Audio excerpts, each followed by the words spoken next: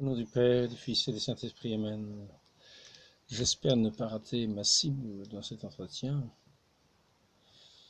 Bien sûr, l'objet de cet entretien est de montrer la manière dont Dieu conduit toutes choses dans sa sainte providence.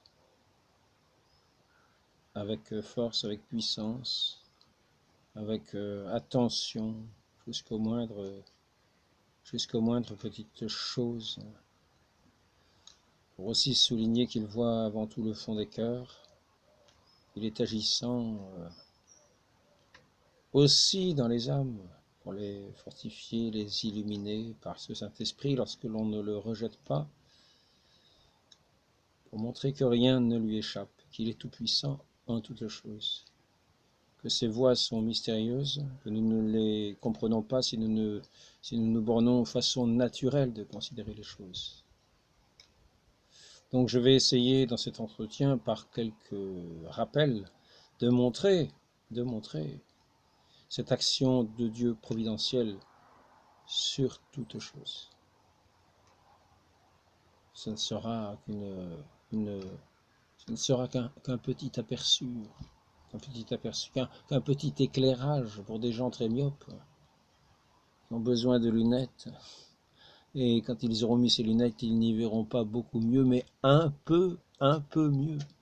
Donc, moi je mets les lunettes parce que je commence à avoir du mal un petit peu à lire. La vue baisse. Donc je voudrais commencer par l'essentiel, par notre Seigneur, l'essentiel. Lui qui nous invite qui nous donne son invitation pour aller à son banquet céleste. Et il ne se contente pas de nous donner une invitation. Il est venu sur cette terre, il est venu chercher la brebis perdue. Et il n'a pas fini de venir chercher la brebis perdue. Et il continue d'agir. Lorsqu'il était présent, il continue d'agir universellement. Sa main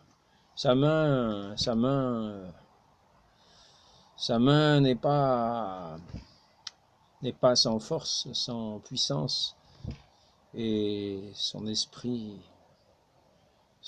n'est pas aveugle, et sait nous conduire, sait nous diriger, sait nous inspirer, jusque dans les moindres détails.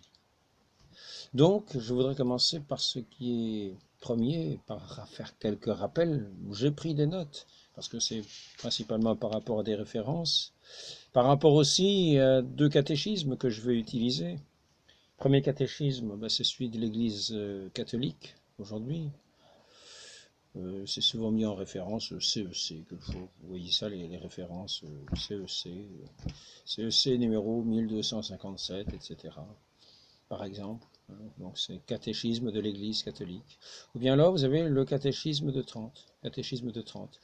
Et si je prends le catéchisme de Trente aussi en référence, c'est parce qu'il était recommandé, bien sûr, avant qu'il y ait ce catéchisme de Jean-Paul II, bien avant, mais encore au début du siècle passé, il était recommandé par les papes Saint Pie X et Léon XIII, et recommandé, je vais vous lire les termes très précis dans lesquels il était recommandé. Alors, si j'arrive à le trouver. Livre d'or, nous y voici. Livre d'or, il ne faut pas confondre. Tous les curés et tous ceux qui ont charge d'âme feront le catéchisme aux fidèles en un langage facile et adapté, se serviront pour cela, à cet effet, du catéchisme du Concile de Trente, Achabonimis, 1905, Saint Pie X. Léon XIII disait en 1899 que tous les séminaristes aient entre les mains et relisent souvent le livre d'or, c'est-à-dire ce catéchisme du Concile de Trente, connu sous le nom de catéchisme du Concile de Trente, ou le catéchisme romain, appelé aussi le catéchisme romain, à l'époque dédié à tous les prêtres investis de la charge pastorale. Catéchisme par autre chose, bon, des paroisses, hein. Remarquable par la richesse et l'exactitude de la doctrine, précieux abrégé de toute la théologie dogmatique et morale. Léon XIII, 1999. 1899. Et là, ici, encore une recommandation, ceux qui ont entrepris d'infester l'âme, ça c'est l'introduction de ce même catéchisme, ceux qui ont entrepris d'infester l'âme des fidèles ont fait paraître un très grand nombre de petits traités sous couleur de vraie piété.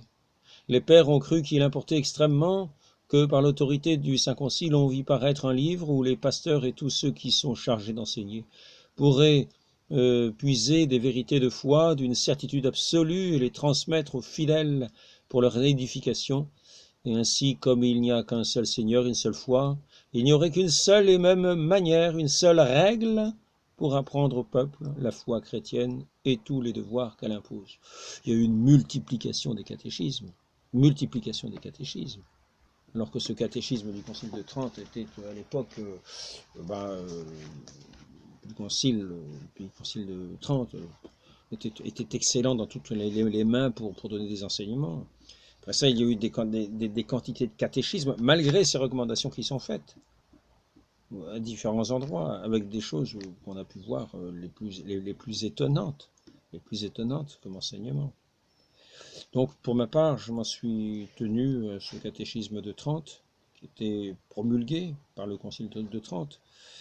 Il n'était pas encore écrit, mais enfin, il était demandé de l'écrire. Et ensuite, il a été reconnu. Et nous envoyons les reconnaissances jusqu'au début 1900 par le pape Léon XIII et Saint Pie X, comme étant le livre que devaient lire et relire et apprendre même les séminaristes, les prêtres, etc., chargés d'enseigner, pour son exactitude, sa précision. Donc, je m'en sers aussi de référence en complément. Ce sont toujours des textes de l'Église. Mais puis, je prends toujours aussi, bien sûr, le catéchisme de l'Église catholique aujourd'hui, parce que ces références sont, en gros, les choses sont dites quelquefois de façon différente. Quelquefois sont dites plus clairement dans le catéchisme le catéchisme actuel. Pour ma part, c'est ce que je trouve. Alors, bon, je ne vais pas faire une leçon de catéchisme. Donc, je vous ai dit l'objet de l'entretien. Maintenant, je voudrais commencer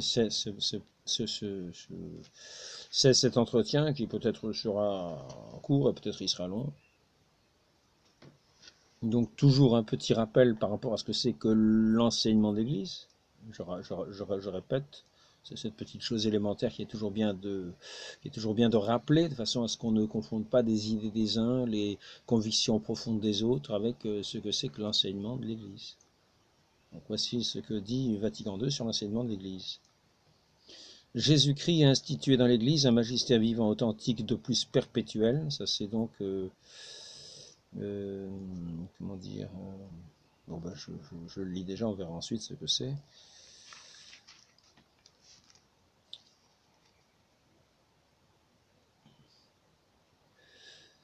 Un magistère, donc Jésus-Christ a institué dans l'Église un magistère vivant, authentique et de plus perpétuel qu'il a investi de sa propre autorité, revêtu de l'esprit de vérité, confirmé par les miracles, et que les enseignements doctrinaux de ce magistère fussent reçus comme le sien propre. Ah ben ça c'est Satis Cognitum, je pensais que c'était le Concile Vatican II, mais je me suis trompé de texte. C'est donc Satis Cognitum, Léon XIII. Alors, dans l'Église, un magistère vivant authentique, de plus perpétuel. Perpétuel, c'est-à-dire, je dirais pas ad vitam aeternam, mais c'est quand même jusqu'à la consommation des siècles. Perpétuel, à chaque instant, il y est, il ne disparaît pas. C'est la pierre de fondation de l'Église, la fondation de l'Église. Pierre, sur cette pierre, je bâtirai mon Église. Pierre, sur cette pierre, je bâtirai mon Église. Donc, tous ceux qui sont, ce magistère est en lien avec Pierre, nommé par Pierre, les évêques nommés par le pape. Pierre, sur cette pierre, je bâtirai mon Église. Comprenons-le bien. À lui, donc, le Christ a prié pour qu'il ne qui ne défaille pas dans la foi, c'est-à-dire qui ne professe pas l'erreur, qui ne défaille pas dans la foi, qu'il soit solide à garder l'enseignement du Christ transmis par les apôtres de génération en génération, les successeurs aussi des apôtres, par ce magistère vivant de l'Église, c'est-à-dire le corps enseignant, les évêques nommés par le pape en union avec lui. Et donc, ce n'est pas simplement Satis Cognitum qui dit ça, il y a aussi le magistère, il y a aussi par exemple c'est Humani Generis, Pie XII, 1950. Dieu a donné à son Église un magistère vivant, en même temps que des sources sacrées pour dégager ce qui est contenu, ce qui est contenu, ce qui n'est contenu qu'obscurément et comme implicitement dans le dépôt de la foi. Et ce dépôt, ce n'est ni à chaque fidèle, ni même aux théologiens que le Christ l'a confié pour en assurer l'interprétation authentique. Écoutons bien, c'est précieux, parce que c'est de foi. Sinon, on risque de s'égarer avec des fausses oreilles, des fausses langues, qui vont dire des vraies âneries. Donc, il vaut mieux bien écouter ce qui est dit là. Donc ce dépôt de la foi, ce n'est ni à chaque fidèle, ni même aux théologiens que le Christ l'a confié pour en assurer l'interprétation authentique, mais au seul magistère de l'Église, magistère vivant, par voie ordinaire ou par voie extraordinaire. Extraordinaire, par exemple, ex cathedra. Voilà, Humani Generis, Pie XII, 1950. Alors le refus de se soumettre à ce magistère, ici, là, c'est... Pie XII sur la canonisation de Saint Pie X, le refus même de se soumettre est un argument convaincant. Les laïcs qui parlent et agissent ainsi, et même peut-être aussi des prêtres, ne sont pas conduits par l'Esprit de Dieu et du Christ. Voilà. Ceux qui résistent, ceux qui parlent et agissent ainsi, le refus même de se soumettre à ce magistère vivant, cet enseignement du magistère vivant, qui a l'assistance promise du Saint-Esprit. L'Église et ce corps rassemblé sous la mouvance du Saint-Esprit. Ceux qui accueillent cette mouvance du Saint-Esprit sont dans la vie même du Christ. Ce sont ce corps vivant. Ils n'ont pas cette foi morte qu'ils sont comme des branches coupées à l'intérieur de l'Église. Non, ce sont vraiment ces rameaux vivants. Voilà. Alors, vérité de foi divine, vous avez raison, mais je pourrais citer d'autres citations, c'est vrai que ces jours-ci je cite principalement celle de Saint Pierre, deuxième lettre de Saint Pierre. Vous avez raison de fixer votre attention sur la parole des prophètes comme sur une lampe brillante dans l'obscurité du matin qui se lève dans nos cœurs, car vous savez cette chose essentielle, aucune prophétie de l'Écriture ne vient d'une intuition personnelle. C'est porté par l'Esprit Saint que les hommes ont parlé de la part de Dieu. Voilà. Et donc, le Vatican II et dans d'autres endroits, dans d'autres enseignements avant, l'Église nous dit que ce magistère vivant, que l'Église, par ce magistère vivant, est la servante de ces vérités de foi divine dont nous venons de parler. Vous avez raison de fixer votre attention sur la parole des prophètes, comme sur une lampe brillante dans l'obscurité, la loi et les prophètes, dont le Christ est l'accomplissement. Bon, moi je viens de faire un petit rappel, je vais quand même faire une citation ou deux, pour la rappeler à nouveau. Alors Alain, vas-tu trouver? Je n'ai pas sûr. On va aller un peu plus loin. C'est ici, voilà.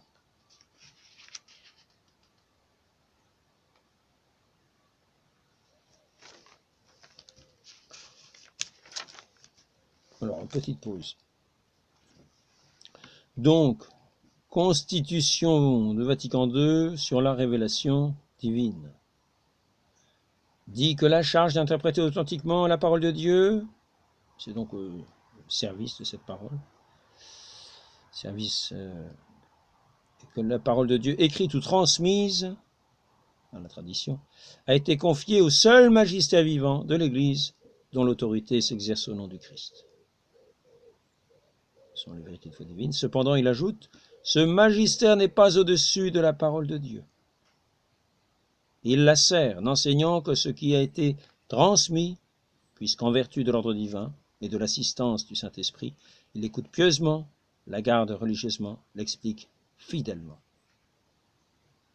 Cependant, donc, ce magistère n'est pas au-dessus de la parole de Dieu, il la sert, n'enseignant. Voilà, c'est là ce qui est important. On parle quelquefois de dogmes de l'Église. Les dogmes, ce sont les enseignements. Enseignement de foi, enseignement sûr, parce que c'est reçu, c'est transmis depuis la bouche du Christ, depuis la bouche du Christ, l'inspiration du Saint-Esprit, dans les prophètes, les écrits, l'écriture. Transmis, depuis les apôtres. Donc voilà, c'est ce qui est enseigné et transmis de la bouche du Christ, qui est conservé par l'assistance du Saint-Esprit et qui est enseigné de cette manière qui est propre à l'Église, qui seule a reçu cette promesse de l'assistance par le Christ du Saint-Esprit pour justement être l'interprète de ce dépôt de la foi. Alors qu'on n'aille pas se fier à d'autres à qui le Christ n'a pas fait cette promesse. Quand il a dit aller par toutes les nations, quand il leur a dit allez à Jérusalem, vous allez recevoir le Saint-Esprit, c'est ce qui s'est passé à la Pentecôte. Vous allez recevoir ce Saint-Esprit, puis aller par toutes les nations enseigner. Mais c'est à ses apôtres qu'il parle. Unis à Pierre. Pierre, sur cette pierre, je bâtirai mon église. Bon, je ne veux pas faire une répétition. Enfin bon, voilà. Donc, Dieu garde et gouverne par sa providence tout ce qu'il a créé. Voilà, ça c'est une chose importante de savoir. Donc savoir aussi son église. C'est bien lui qui l'a créé. C'est bien lui qui l'a fondée. Notre Seigneur, c'est l'église de notre Seigneur Jésus-Christ, fondée sur sa parole.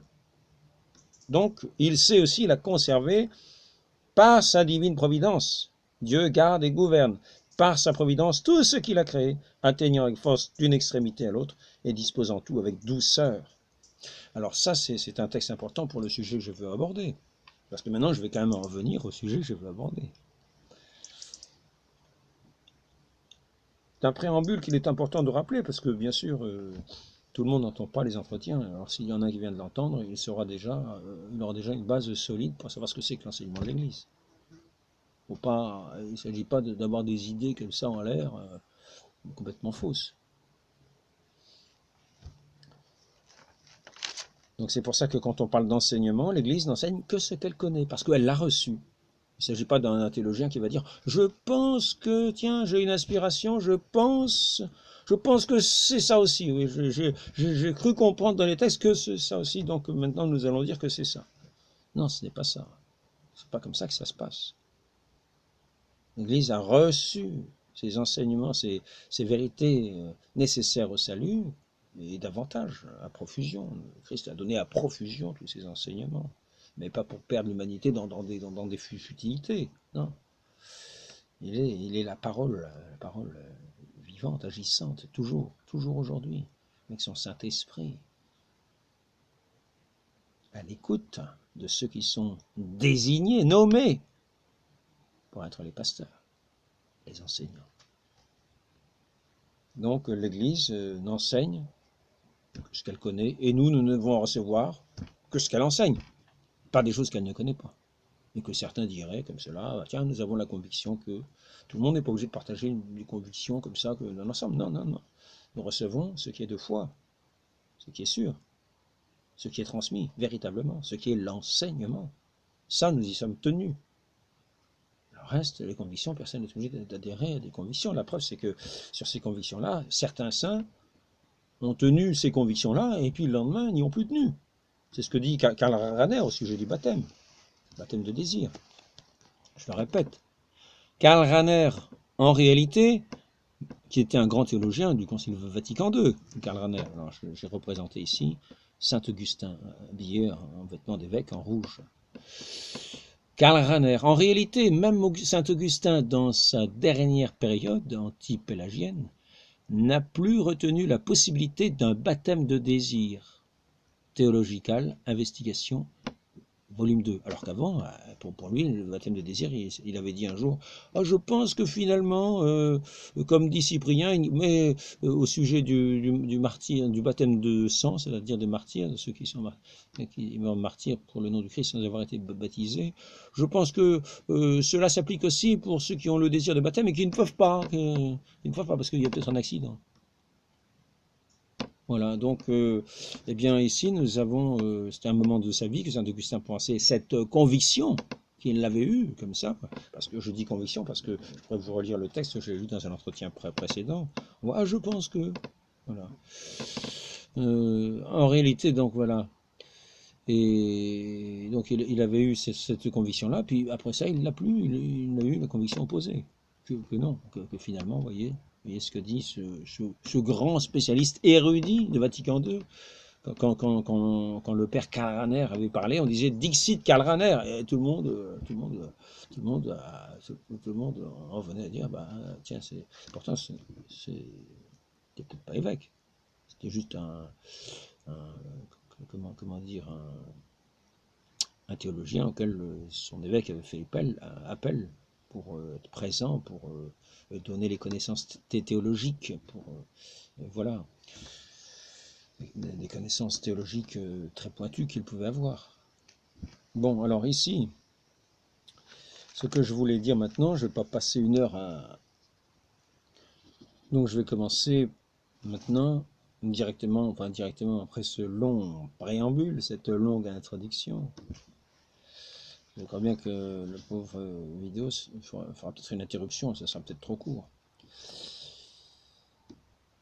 Voici ce que dit le Seigneur dans le livre d'Ézéchiel.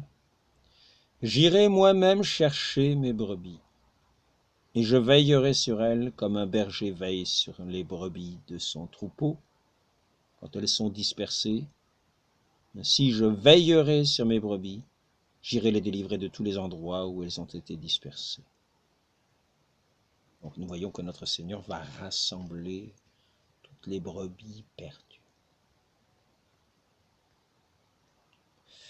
Et ça, c'est livre d'Ézéchiel, chapitre 34, versets 11-12. C'est donc lui qui veille en premier sur les siens et qui agit en toutes choses dans sa providence pour venir retirer ces bergers, ces brebis égarées et les rassembler.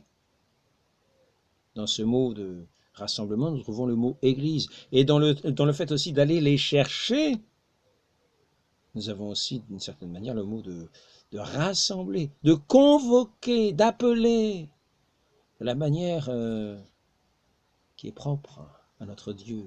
Cet Esprit Saint par les inspirations intérieures, par les mouvements providentiels dans toute la création dont il se sert. Quelquefois, pour avoir simplement un événement qui semblerait tout à fait indifférent à quelqu'un, mais l'Esprit Saint va donner un sens réel. Ça va être comme une parole qui va être adressée à la personne, qui va lui faire changer d'orientation.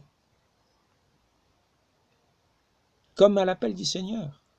Donc, j'irai moi-même chercher mes brebis, je veillerai sur elles comme un berger veille sur ses brebis, sur les brebis de son troupeau quand elles sont dispersées. Et je veillerai sur mes brebis, j'irai les délivrer de tous les endroits où elles sont dispersées, les délivrer. Il n'y a pas, comme ça, c'est pas par hasard, il n'y a pas de hasard. Il ira les délivrer de sa main toute puissante. Donc il n'y aura pas d'empêchement. Quand notre Seigneur veut délivrer quelqu'un, il n'y a pas d'empêchement. Nous allons le voir tout au long de ces... J'espère que nous arriverons au bout. Je peux lire le passage suivant. « Je vais te rassembler, Jacob, tout entier. » Tout entier. Il ne manquera pas un. Tout entier. Il ne manquera pas un parce qu'il n'y a pas d'accident. Parce qu'il n'y a pas de hasard. Parce que c'est notre Seigneur qui appelle, c'est notre Seigneur qui agit. Il va les appeler et les tirer des mauvais pains où ils sont. Quelquefois de manière inattendue. Il y avait par exemple une dame, je lisais, je l'ai lu et je l'ai écouté ensuite parce que j'ai enregistré le texte. C'est simple. Si vous enregistrez, ça vous pouvez écouter. Donc, comme j'ai de quoi enregistrer, je peux écouter. Et de temps en temps, en faisant quelque chose comme ça, un petit peu d'indifférent, je peux écouter ce qui est enregistré et m'en souvenir. Donc une dame qui connaissait le Padre Pio était en train, elle faisait quelque chose, ou elle ramassait des choses par terre, en tout cas elle était à reculons. Elle était à reculons. Puis d'un coup, il y a eu un parfum très fort qu'elle a reconnu comme étant le parfum du Padre Pio. Elle s'est relevée. Elle s'est relevée, elle a arrêté de reculer. Qu'est-ce qui s'est passé? Eh ben, elle a évité le précipice qui était juste derrière. Et quand elle a revu le Padre Pio ensuite, il lui a dit attention, tu l'as échappé belle. Un truc comme ça. Quelque chose de ce genre. Donc nous voyons de quelle manière notre Seigneur agit, à travers d'ailleurs la vie des saints aussi. Alors, je viens de perdre la page. Mais tant pis. Je vais te rassembler, Jacob, tout entier, je vais réunir le reste d'Israël. Je les mettrai ensemble comme un troupeau au milieu de son pâturage. Alors là, ça commence à ressembler sérieusement à l'Église. Et ils vont être tous rassemblés ensemble, au milieu du pâturage, où ils auront de cette nourriture substantielle, cette nourriture qui les rendra fortes, une vraie nourriture solide. Ben, peut-être pas simplement pour le corps, parce qu'il s'agit ici du Seigneur qui agit pour rassembler sur son cœur, pour donner la vie véritable, cette vie même de Dieu. Donc, nous voyons ensuite notre Seigneur qui apparaît. Alors nous pouvons considérer la vie de Moïse, la façon dont Moïse à l'appel de Dieu. Nous voyons comment Dieu agit avec Moïse pour constituer ce peuple d'Israël, le libérer de son esclavage. D'un buisson ardent, qu'est-ce que c'est que ça? Et voici que cet appel, cette convocation commence par le chef, Moïse. D'ailleurs, je voudrais peut-être lire ici, bon, il n'y a plus besoin de la deuxième page, ici, très importante, mais quand toutes les pages d'un cahier sont importantes, on ne sait plus où s'y retrouver. Chaque chose est importante au moment venu. Faisons confiance à la providence. Donc ce que je voudrais rappeler, c'est justement en lien avec Moïse, parce que là, il y a le rassemblement, la convocation. Le nom d'église ou convocation lui convient tout à fait parce qu'elle convoque et rassemble tous les hommes, ainsi que le Seigneur ordonne dans Lévitique, convoque toute la communauté à l'entrée de la tente du témoignage. Il est à noter que le mot convoque, ecclésiason, est employé ici pour la première fois dans l'Écriture, lorsque le Seigneur établit Aaron dans la charge de grand prêtre. Dans le Deutéronome, Dieu dit à Moïse, « Convoque devant moi le peuple, et qu'il entende mes paroles pour apprendre à me craindre. » Alors ici, c'est assez intéressant, parce que justement, si Église, c'est aussi convocation, tel que d'ailleurs le rappelle le Concile de Trente dans son catéchisme, le mot Église signifie proprement parlé convocation. Mais l'usage ordinaire de la Sainte Écriture fut de consacrer ce mot à désigner uniquement la société chrétienne et les assemblées des fidèles, c'est-à-dire de ceux qui ont été appelés par la foi à la lumière de la vérité et à la connaissance de Dieu, qui ont dissipé les ténèbres de l'infidélité, de l'ignorance et de l'erreur, qui adorent avec piété et sainteté le Dieu vivant véritable et qui le servent de tout leur cœur. Enfin, pour tout dire, en un mot, l'Église, dit saint Augustin, c'est le peuple des fidèles étendu par tout l'univers, donc convoqué de tout l'univers. Nous avons vu ici, « J'irai moi-même chercher mes brebis, je veillerai sur elles, comme un berger veille sur les brebis de son troupeau quand elles sont dispersées. J'irai les chercher dans tous les endroits où elles ont été dispersées, dans tout l'univers. Je vais te rassembler, Jacob, tout entier, je vais réunir le reste d'Israël, je les mettrai ensemble comme un troupeau au milieu de son pâturage. » Et donc nous voyons qu'au moment où, d'une certaine manière, on parle de convocation pour la première fois, c'est-à-dire d'église pour la première fois avec Moïse, est nommé le grand prêtre Aaron. Et notre Seigneur, qui pour la première fois peut-être parle de l'église dans le Nouveau Testament, institue le grand prêtre, Saint Pierre, comme fondation de l'Église, roc sur lequel est bâtie l'Église. Et pierre sur cette pierre, je bâtirai mon Église. Donc il est le pasteur. C'est à savoir aussi que l'Église, que l'Esprit Saint, qui reconnaît la parole de Dieu, qui reconnaît ses enseignements divins, ou la brebis qui reconnaît la voix de son pasteur et qui le suit. Donc nous avons ici ce mot Église, convocation. Convocation, une mouvance intérieure du Saint-Esprit qui va attirer pour en faire un peuple saint, qui auront dissipé les ténèbres de l'ignorance et de l'erreur. Voilà, alors, convocation, il y a encore le mot convocation ici. Le mot Église renferme de véritables mystères et des mystères les plus importants, très importants en effet. Alors là, nous étions au catéchisme de Trente, le précédent. C'est le livre d'or, catéchisme de Trente, chapitre 10, paragraphe 1, sur la convocation.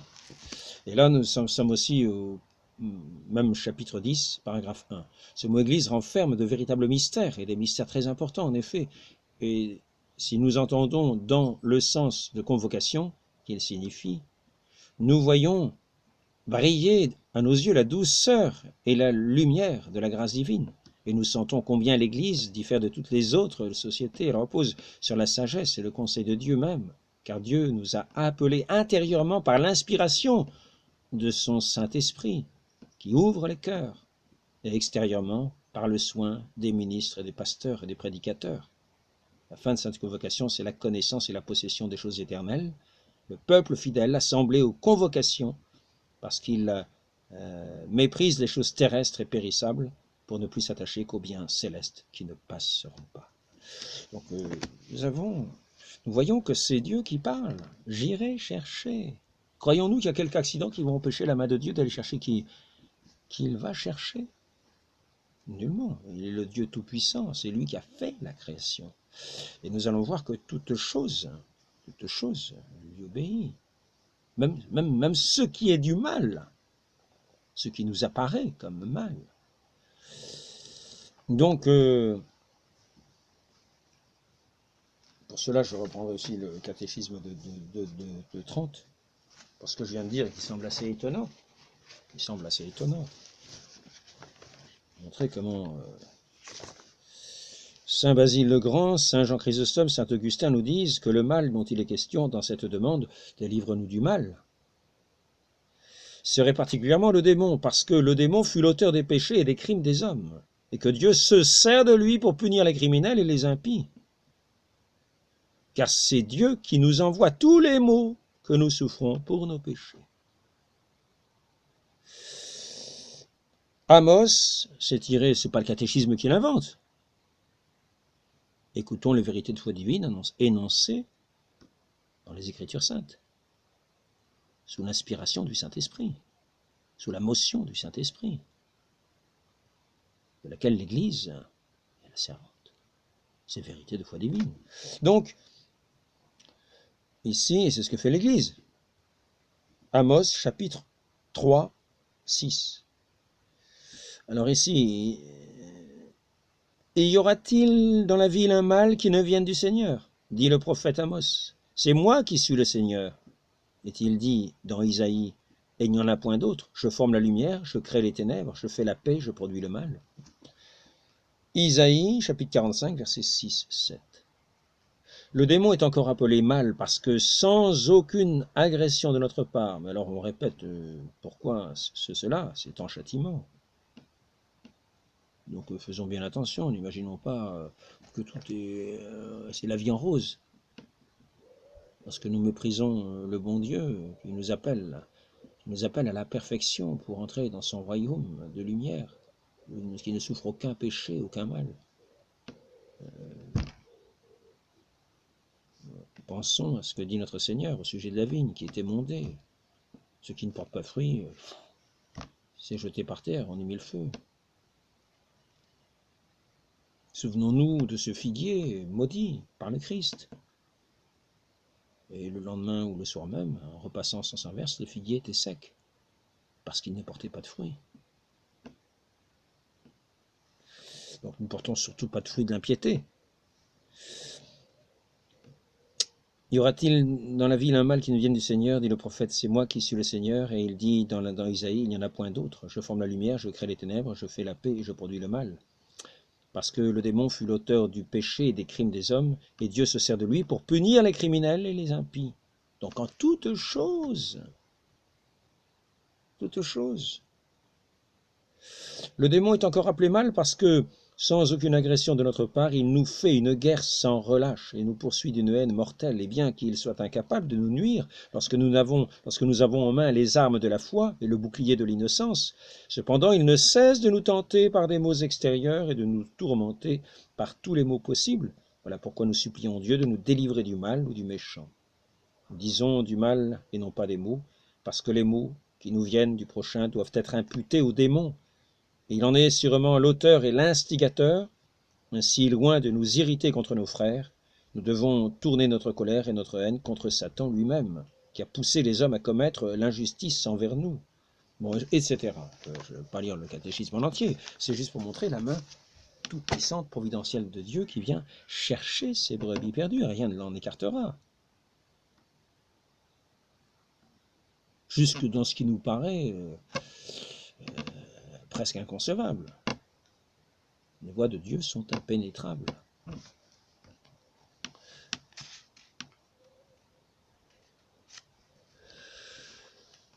Notre Seigneur nous rappelle qu'il ne prie pas pour le monde. Le monde, je prie pour eux. Le monde les a pris en haine. Il parle de ses disciples de ses apôtres qui sont auprès de lui, peut-être de ses disciples aussi. Je ne prie pas pour le monde, je prie pour eux qui sont là. Le monde les a pris en haine. Je ne prie pas seulement pour ceux qui sont là, mais encore pour ceux qui, grâce à leur parole, croiront en moi, que tous soient un. Tous ceux qui viendront à l'avenir, qui entendront mes paroles, dit le Christ.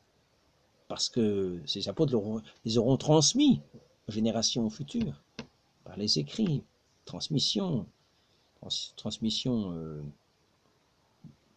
de ce qu'on appelle la tradition. La tradition, c'est la transmission. Qui a son origine dans le Christ et le Saint-Esprit, c'est-à-dire dans le Père éternel. Parce que notre Seigneur est l'envoyé du Père. Qui le méprise aussi celui qui l'a envoyé, Dieu lui-même. Donc il nous est dit ici, notre Seigneur prie, nous voyons, et pour tous ceux qui sont à l'écoute de cette parole, qui ne sont pas du monde, qui ont renoncé au monde, à son impiété, et qui ont ouvert ses oreilles par la grâce du Saint-Esprit, qui n'ont pas rejeté le Saint-Esprit, l'émotion du Saint-Esprit, qu'au contraire, ils ont répondu, ils ont suivi. Et notre Seigneur les appelle. Vient les appeler comme des brebis perdues. L'Esprit Saint est le protagoniste de toute la mission ecclésiale. C'est lui qui conduit l'Église dans le chemin de la mission. Ça, c'est le catéchisme de l'Église catholique, CEC 852. Au sujet de « Je vais te rassembler, Jacob, tout entier, je vais réunir du milieu de son pâturage », c'est Michée, livre chapitre 2, verset 12. Tous les jours, le Seigneur faisait entrer dans la communauté, c'est-à-dire à l'Église, ceux qui étaient appelés au salut. Il faudrait méditer ces paroles. Quelquefois, on peut lire en vitesse comme ça les livres. Tous les jours, le Seigneur faisait entrer dans la communauté ceux qui étaient appelés au salut. Donc ceux qui étaient appelés au salut, le Seigneur les faisait entrer dans la communauté et rassembler son Église. Il convoquait son Église.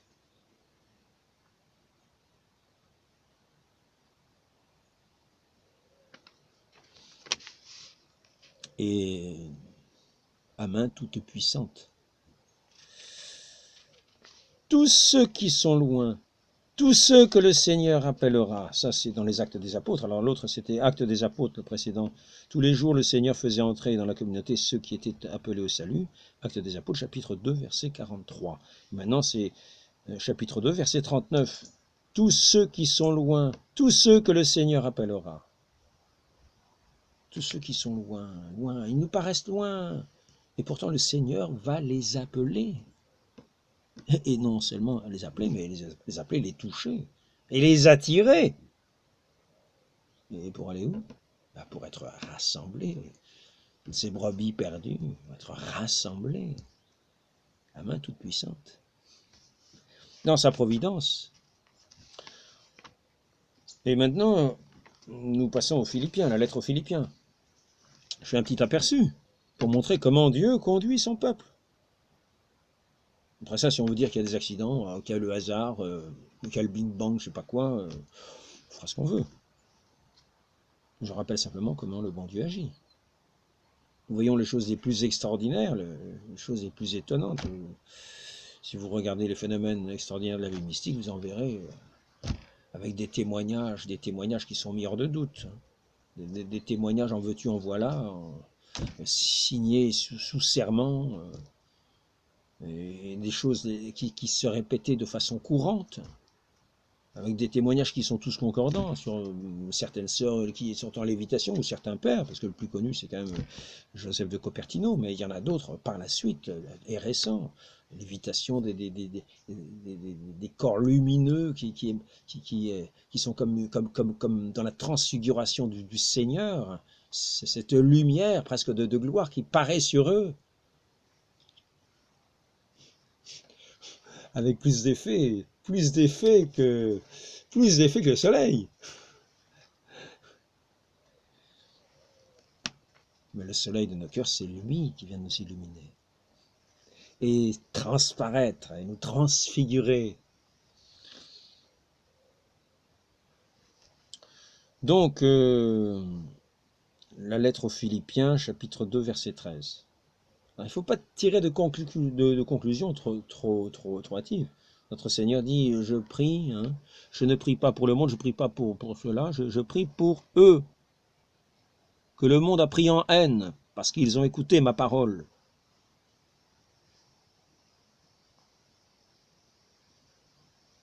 Telle est la volonté de mon Père, que je n'en perde aucun de ceux qu'il m'a donnés. Comprenons-le bien. Notre Seigneur est agissant. Et aucun de ceux que son Père lui a donnés ne sera perdu.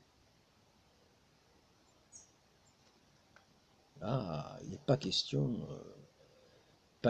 de hasard, d'accident, de choses naturelles. Non, c'est Dieu agissant dans sa création, providentiellement, de façon quasi invisible. Celui qui a des oreilles pour entendre, qu'il entende.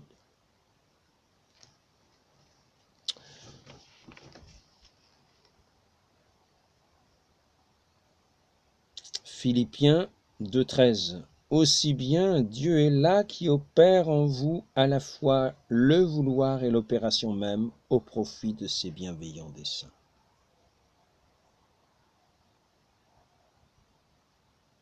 Nous l'accueillons, il opère en nous tout ce qu'il veut pour ses bienveillants desseins. Ce sont des paroles très importantes. Et par exemple, le catéchisme le CEC, si on voit l'importance, puisqu'il parle lui-même de cette divine providence. Je vais mettre une pause. J'espère qu'on va trouver le bon passage. CEC 302. Dieu garde et gouverne par sa providence tout ce qu'il a créé, atteignant avec force d'une extrémité à l'autre et disposant tout avec douceur, car toutes choses sont à nu et à découvert devant ses yeux. Hébreux 4, 13. Même celles que l'action libre des créatures produira. Le témoignage des Écritures est unanime. La sollicitude de la divine providence est concrète et immédiate. Elle prend soin de tout, des moindres petites choses jusqu'aux grands événements du monde et de l'histoire. Avec force, les livres saints affirment la souveraineté absolue de Dieu dans le cours des événements. Dieu agit en tout agir de ses créatures. Il est la cause première qui opère et par les causes secondes. tout concourt au bien de ceux qui aiment Dieu. Tout concourt au bien de ceux qui aiment Dieu par sa toute providence.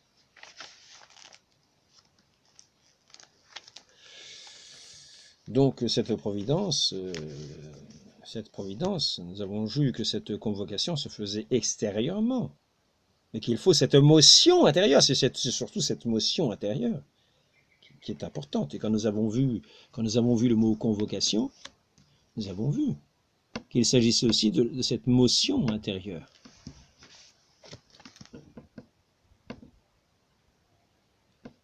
De ceux qui ont été appelés par la foi à la lumière de la vérité et à la connaissance de Dieu, qui ont dissipé les ténèbres de l'ignorance.